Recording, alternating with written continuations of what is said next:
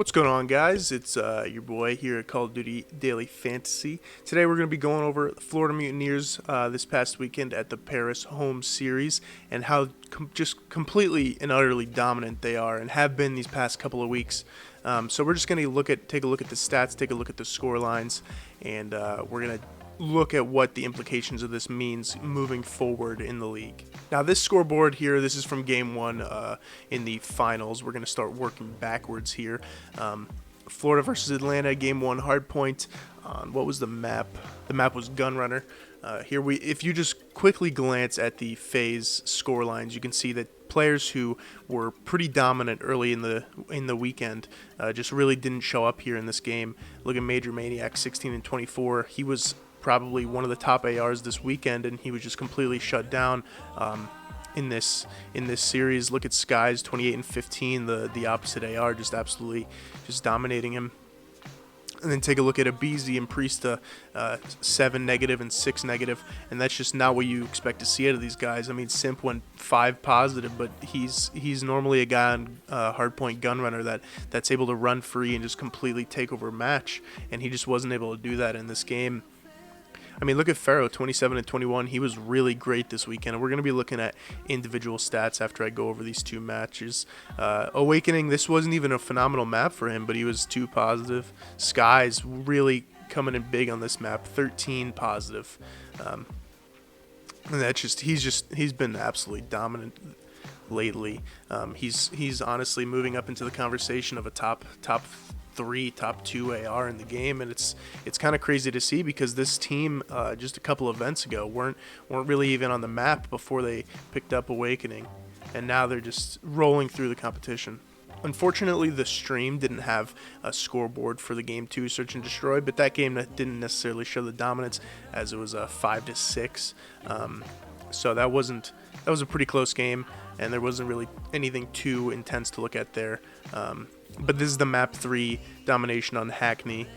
If you just quickly look at the phase scoreboards again, I mean, this is just not what you expect to see out of the squad. I mean, Major Maniac, double negative. Priesta over double negative. Abizi almost double negative. Simp not even positive. Celium not positive, who was an absolute force this entire weekend, and he was just completely shut down on a map that normally phase does pretty well on. And then take a look at Florida. Pharaoh, 31 and 12. Are you kidding me? Almost triple positive. Frosty, almost double positive. Skies, over double positive. Almost triple positive. Awakening, this wasn't even his best series, and he's still just absolutely popping off. 24 and 20.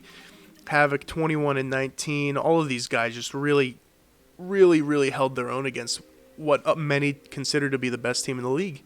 And it really shows how dominant they are becoming. And so now we're going to look at the individual stats from this weekend from the playable series. Unfortunately, that Atlanta series was not playable, but it gives a good indicator of how well this team is playing. We're going to start by looking at Frosty, who he struggled this weekend, if I'm being completely honest, but he's still, I mean, it's not his job to take over the map. Friday against Paris, a struggling Paris team, he had 108.2 points, 51 kills, 50 deaths. Saturday, 85.4, really struggled against Dallas, 66 and 81, and against New York, struggled again, 66 and 92, and that's just not something you expect to see from Frosty, who's a great player in this game. But I mean, moving forward, you're not necessarily going to be picking Frosty regardless for your lineups. I just wanted to point out that not everybody on this Mutineers squad is absolutely dominant, and they don't really have to. Not all of them have to, because there's 3 who we're going to be looking at who really carry the squad slang-wise, and that's not necessarily Frosty's job. Now, looking at Havoc. Havoc was somebody I was looking at coming into this weekend. He had a pretty good event last week, and he didn't necessarily pop off this weekend, but he still played very well, and he would have been a good pick for your lineups. Against Paris on Friday, 110.4. Now, a lot of these numbers on Friday are going to be deflated because the squad only played 3 maps out of 5, so they didn't get to play that second hard point, which is really where you inflate your numbers. So on Friday, 110 points, 51-49, nothing spectacular. Saturday again, 121 points, 80 and 81. Again, nothing too spectacular, just doing his job. And then Sunday against New York, this is where he pops off. 135 points, 91 kills, 86 deaths.